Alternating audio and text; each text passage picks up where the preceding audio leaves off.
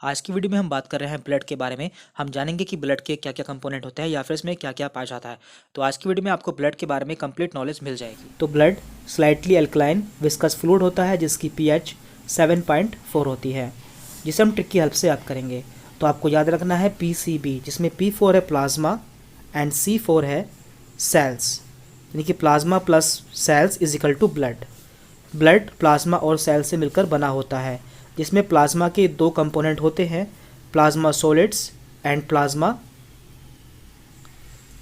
Proteins.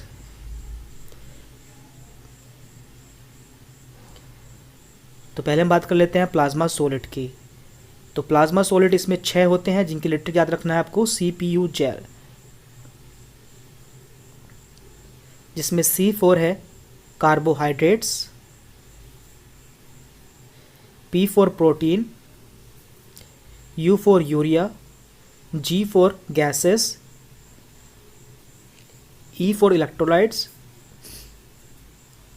And L4 lipid. जिसमें से carbohydrate में ग्लूकोज होता है, जिसकी वैल्यू होती है 80 से 120 mg पर 100 ml ऑफ ब्लड। तो इस पे भी क्वेश्चन पूछ लिया जाता है। इसके बाद है प्लाज्मा प्रोटीन, जो कि ब्लड की 6 से 8% होती है, और इसकी इलेक्ट्रिक है FAG फैग, जिसमें F4 है fibrinogen, A4 albumin and G4 globulin. Fibrinogen की वैल्यू होती है 0.3%, एल्बुमिन की 4.7% एंड ग्लोबुलिन की 2.3%। फाइब्रिनोजन ब्लड क्लॉटिंग में हेल्प करता है, एल्बुमिन ब्लड की विस्कोसिटी मेंटेन करता है एंड ग्लोबुलिन इम्यूनिटी प्रोवाइड करता है। देन सेल्स होती है, सेल्स में 3 सेल पाई जाती हैं, जिसमें पहली है RBC। तो देख लेते हैं, RBC की शेप होती है बाइकॉनकेव डिस्क शेप्ड। एंड इस बात करें इसकी वैल्यू की, तो ह्यूमन मेल में इसकी वैल्यू होती है 5 से 5.5 मिलियन, यानी कि 50 से 50 लाख या 55 लाख।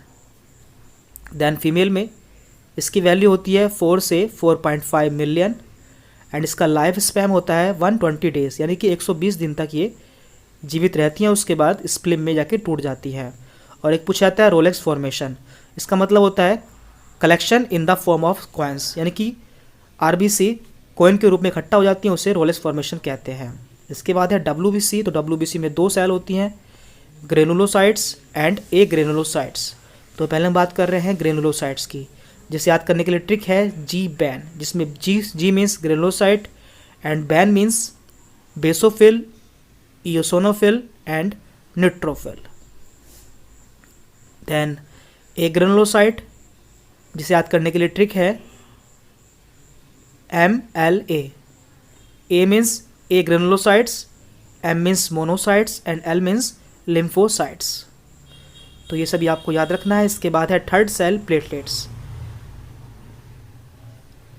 जो कि हेल्प इन ब्लड क्लॉटिंग, यानी कि ब्लड क्लॉटिंग में हेल्प करती हैं, और ये इनकी संख्या 1.5 लाख से 3.5 लाख तक नॉर्मल पर्सन में पाई जाती है। तो ब्लड स्लाइटली अल्कलाइन नेचर का होता है, जिसकी pH 7.4 होती है, और ये प्लाज्मा और सेल से मिलकर बना होता है, जिसमें से प्लाज्मा में प्लाज्मा सॉलिड और प्लाज्मा प्रोटीन पाई जाती है, और सेल्स में RBC, WBC एंड प्लेटलेट्स पाई जाती है। एंड प्लाज्मा में plasma solids and plasma proteins पाई जाती हैं, जिसमें से प्लाज्मा सॉलिड में CPU जेल आपको याद रखना है, जिसमें C4 है carbohydrate, P4 protein, U4 urea, G4 gases, E4 electrolytes and L4 lipid. Proteins में FAG फैग, फाइब्रिनोजन, एल्बुमिन, ग्लोबुलिन, जिसमें से फाइब्रिनोजन 0.3%, एल्बुमिन 4.7%, ग्लोबुलिन 2.3%, और ये प्रोटीन का 6 से 8% होती है। देन इसके बाद है सेल्स में RBC, जो कि बाइकॉनकेव डिस्क शेप्ड होती है, और 5 से 5.5 मिलियन मेल में, 4 से 4.5 मिलियन फीमेल में, लाइफ स्पैन 120 डेज। WBC G-बैन, basophil, eosinophil, neutrophil and agranulocytes, MLA monocytes and lymphocytes.